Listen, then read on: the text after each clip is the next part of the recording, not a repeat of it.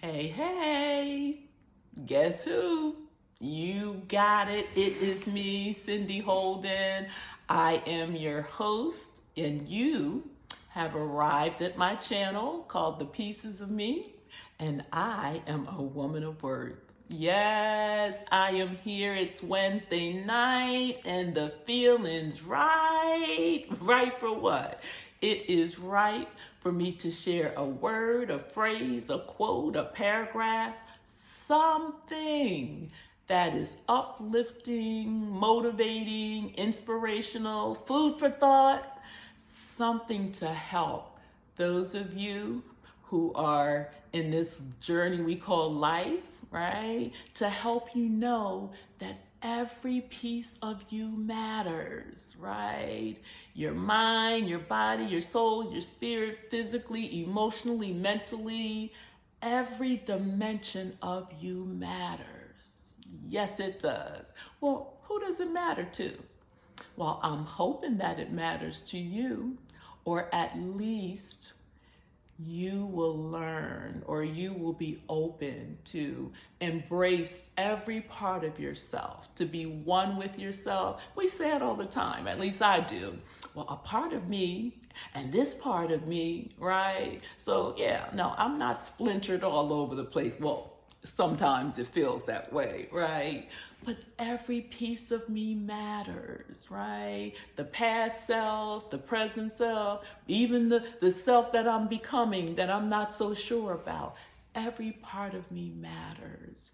And so, as a believer, as one who has a foundation, right? God is in me, and I do believe that He has equipped me to share a message, or should I say, to share light and hope in the midst of every part of yourself that you may be struggling with. And so tonight is no different. I am here. And as I prepared, for our time together tonight, it was a little heavy today, right? In the work that I do as a mental health therapist, I have the opportunity, and I'm grateful for, to sit and hold safe spaces for people as they process, as they talk about sometimes, or as they have conversation, as we have conversation. And so helping them to help themselves is what I'm called to do, and I'm grateful to do so. It's really heavy today. I notice there are people that are really struggling, in the midst of so much uncertainty, so much chaos and confusion, doubt, unbelief. There's a lot going on in and around us all. And so today, I was mindful of people who are in places where they don't feel seen or heard or loved or cared for, right? It's their inner conflict. It's their own emotional sense of what's going on, perhaps within them or around them. And so creating those safe places where there's no judgment, there's no criticism, right? There's safety, right? In the multitude of counsel and wisdom. And so on this past weekend, I listened to, I was present, I should say, and there was a sermon, and the focus was on grief. And that really, it struck me, it resonated with me, because people are grieving.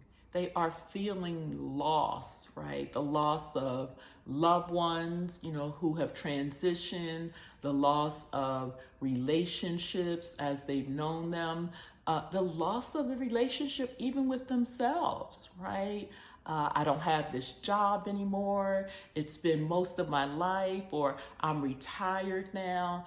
My identity has been connected with what I do, and now I don't have that. I feel lost. I feel empty. What is my purpose, or what am I going to do now? And so there's a lot of grief in the land. There's a lot of chaos, but a lot of grief in the land.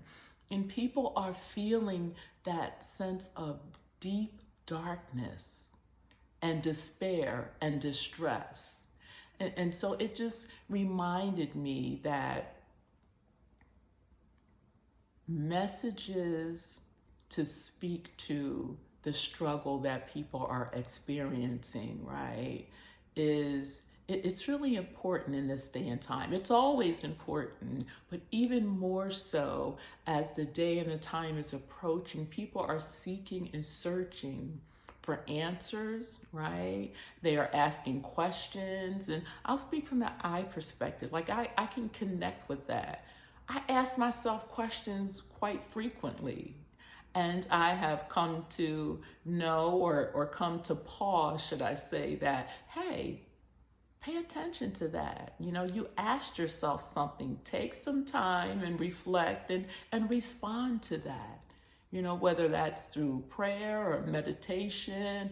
You know, of course, I talk about journaling because it's something that I practice, but take some time, sit with myself, right? Quiet the noise in my head, quiet the noise, I say, that's in my soul. In my soul, it's talking about my emotions, you know, my thoughts, my mind, my intellect, and my will. And so being able to sit with me, with those parts of myself that may be at war, right? It's not just the outer war, what's happening outside. That's a part. But what I've learned and come to know, it's what's going on in the inside of me. Yeah, that is really important. That's my business, right? When I talk about minding my business, I'm learning how to mind my business. Every piece of me matters. What I'm thinking, what I'm feeling. Not only does it matter, it's important, right? It is my responsibility to care for myself in this way. And so as I kind of decompress some today, that's what I did. Like I help others, you know, to care for themselves, right? So I'm helping to care for them. And I'm mindful that I have to care for me too. So I want to invite and encourage you, right? Take some time to care for your soul. Listen to yourself, right? Check in with yourself. What is it that you need? You know, what is that part of you that is, you know, trying to get your attention? It's called our feelings and our emotion. What are your feelings and your emotions trying to get your attention to say? What are they alerting you to? Do you need to lay down and get some rest? Or as one of my friends would say, sat down. Do you need to sat down and get some rest? You know? Take some time and respond to the questions that you're asking. Identify what your needs are, right? And see how you can care for those needs. You can give that to yourself. This is what I would say. I learned that when I became still and quiet and silent, right, in that place of solitude, most of what I needed and or wanted, right, I could take care of that myself. I didn't have to go outside of myself to do that. But it took me paying attention, even in times of grief and loss and darkness and despair and distress. And being able to, I say, allow my soul, right? Or to speak or to bare my soul, right? To open up and to examine, so to speak, right? To allow my soul to speak and to see, why are you disquieted within me? Yeah, that's what David did. In the book of Psalms, Psalms 42, David asked himself a question. All right, soul, why are you disquieted within me? Yeah, it's another way of saying, why are you in distress? What's ailing you? What's eating you up? What's going on with you? Yeah, taking the time. And then he went on to say, listen, why are you disquieted? Hopeth thou in God? He's our hope, right? We've got hope. It's like he reminded himself. And so what I'm saying is when you take the time to care for yourself, your emotions, your physical, your mental health and wellness, taking the time to check in, to go in, to see what it is that you need, right? To pause. Moments of clarity can come forth. So in the midst of struggle, in the midst of challenge, being able to pause or slow down, it gives us an opportunity to see that, hey, I'm not stuck. It feels that way, but I got options. It's like the song comes to mind. I can see clearly now, the rain is gone. Yes, I can see all obstacles in my way. Now, I hope I didn't change the words because, I do that from time to time. But now that I've paused, that I've sat down, that I responded to the questions that I'm asking, that I looked at what I'm feeling and how I'm feeling and what's going on, I can see. Things aren't confusing or cloudy now. I can see. And now I've got some options, right? And there may be some praying and meditating and the things that you do to regain clarity, to renew your mind, to restore or renew yourself within. Yeah.